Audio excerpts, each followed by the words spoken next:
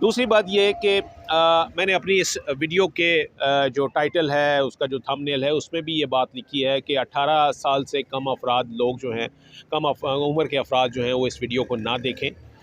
और हमने तो हुआ ये है कि जो चीज़ जैसे है वो रिपोर्ट करनी होती है, और हमारी टीम जो थी वो आज इस इवेंट की कवरेज के लिए, यानी इस प्रोसीडिंग जो हो रही थी, कोर्ट की प्रोसीडिंग, उसकी कवरेज के लिए वो वहाँ पर मौजूद थी। इसलिए जो कुछ भी वहाँ पर कोर्ट में प्रोसीड हुआ, जिस अंदाज़ में भी, उसको उसी अंदाज़ में रिपोर्ट किया है। लेकिन इसके बावजूद हमने कुछ जो हमारे रिपोर्टर थे, मोहम्मद अवैस, उन्होंने फिर भी जो इसकी ख़बर बनाई है, वो कुछ ऐसे अंदाज़ में बनाई है कि जो मुनासिब अल्फाज का इस्तेमाल हो।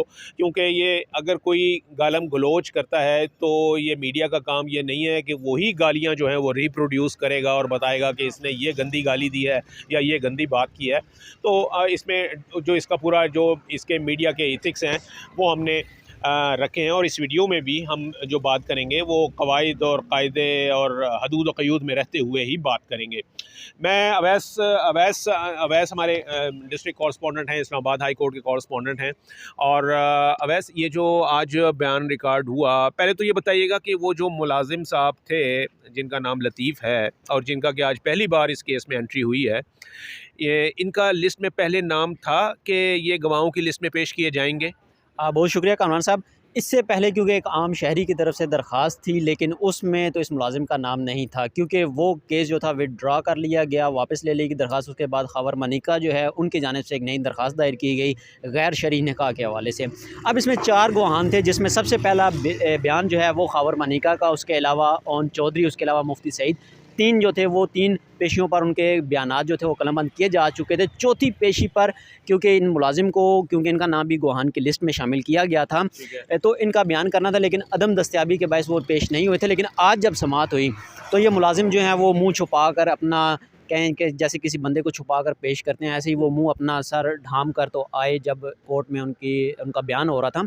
बयान में उन्होंने कहा है कि जी, उन्होंने देखा है कि जब भी वो कमरे में जाते थे तो साबका चेयरमैन पीटीआई इमरान खान और बुशरा बीबी जो है वो बोसो-कनार हो रहे थे। उसके अलावा काबिल एतराज़ हालत में होते थे।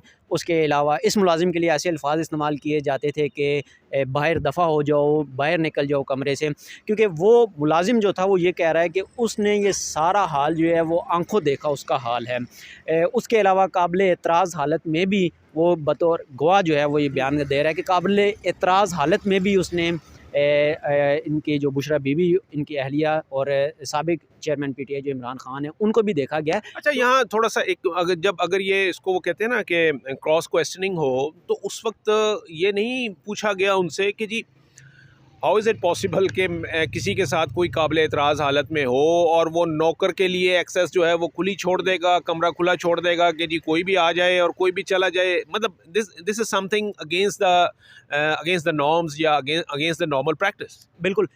इस पर क्योंकि अदालत की जानिब से रिमार्क्स दिए गए थे कि आप क्या रो रो कर इतने पतले हो चुके हैं, और दूसरा ये बता दें कि आपको साबका चेयरमैन पीटीआई इमरान खान और बुशरा बीवी क्या ऐसे हालात में अपने पास बिठाते थे? तो जिस पर उन्होंने कहा कि नहीं, मुझे अपने पास नहीं बिठाते थे, लेकिन क्योंकि जब भी चेयरमैन पीटीआई आते थे या बुशरा बीबी उनसे मुलाकात के लिए जाती थी तो वो अपने कमरे में चले जाते थे। मैं रिपोर्ट करता था खबर मनिका को, खबर मनिका मुझे बताते थे, डायरेक्शंस देते थे कि आप जाकर देखें ये क्या कर रहे हैं। तो इसलिए मैं अंदर जाता था, तो आगे मेरे सामने ये सारा मुआयरा था, तो वो मैं खबर मनिका को भी बता दिया था। और आज मुझे अदालत में आना पड़ा, तो अदालत में भी मैं सेम जो कंडीशंस मैंने घर में देखी थी वही आज मैं अदालत के सामने रख रहा हूँ। अच्छा, इससे पहले खबर मानिका का भी बयान जो है वो रिकॉर्ड पर आ चुका है।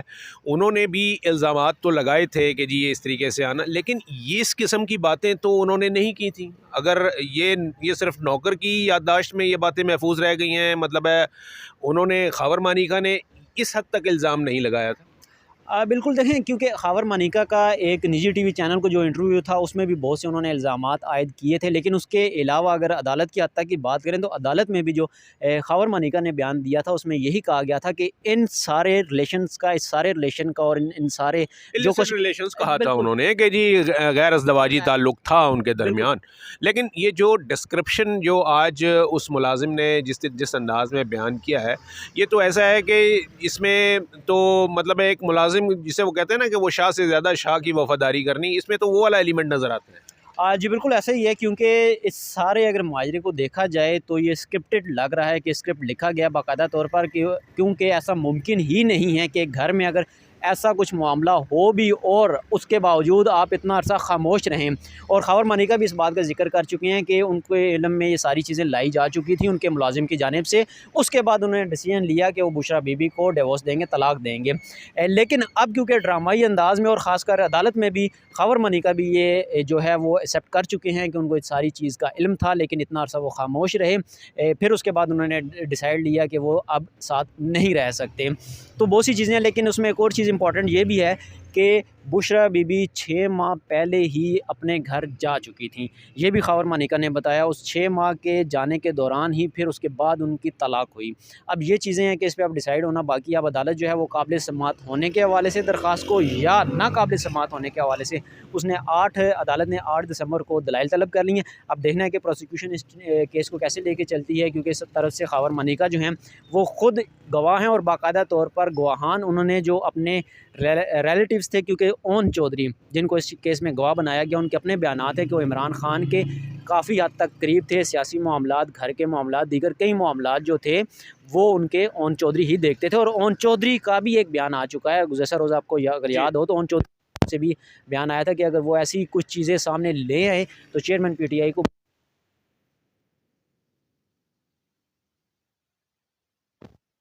तो जो डिफेंस काउंसिल हैं इसमें उनसे बात की थी, तो उनका ये कहना था कि हम तो ख़बर मनिका का फिर वो वाला 7-8 साल पहले वाला वो वाला बयान भी लेकर आएंगे जिसमें उन्होंने कहा था कि जी एक फ़रिश्ता सिर्फ औरत हैं और ऐसी नेक बीबी उन्होंने देखी कोई नहीं।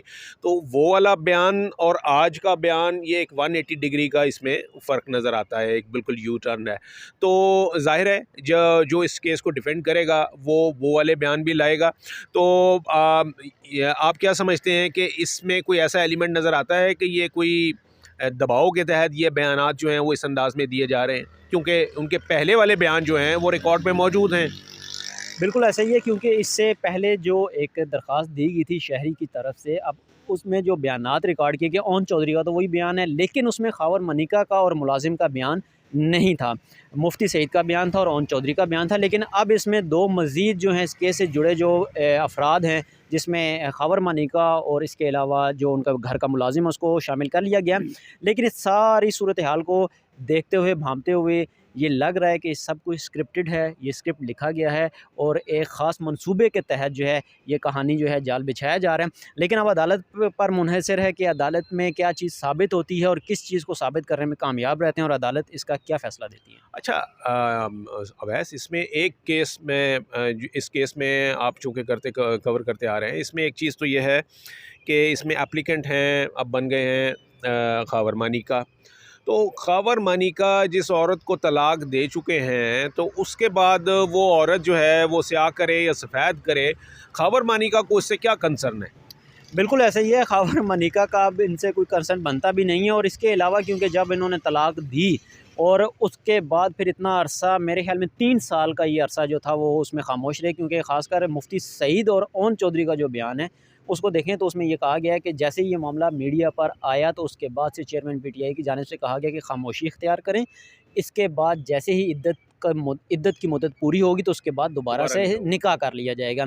अब उसके बाद दोबारा निकाह फिर कर लिया गया और फिर मुफ्ती सईद साहब ने ही ये दोबारा निकाह पढ़वाया।